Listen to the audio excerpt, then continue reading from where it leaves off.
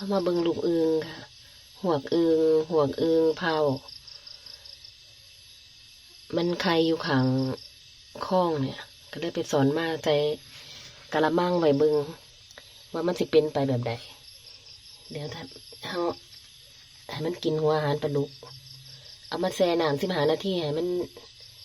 มันพองโตก่อนให้มันอ่อนแล้วก็เอามาให้ลูกหัวกินนะคะ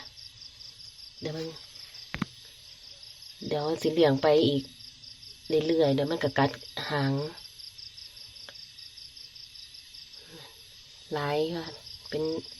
ป็นพันๆโตพันแหละแต่ว่ามันสิเป็นไปจังไดเดี๋ยวลองเบิ่งแต่ให้มันใหญ่กว่านี้ก็สิเฮ็ดตามที่ YouTube เขาบอกเดี๋ยวให้มันนี่ก่อนให้มันกัดหางเจ้าของฮะก็เอาคุยกับผ้ามาใส่หาปวกหน่อยให้มันกินเขาว่าเดี๋ยวเขาค่อยๆเบิ่งนะคะแต่ว่ามันจะเป็นไปยังไงเดี๋ยวสิลงคลิปให้เบิ่ง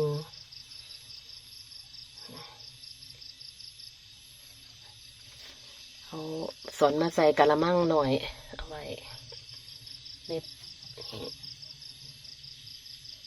หัวอาหารปลาดุกมันมากิน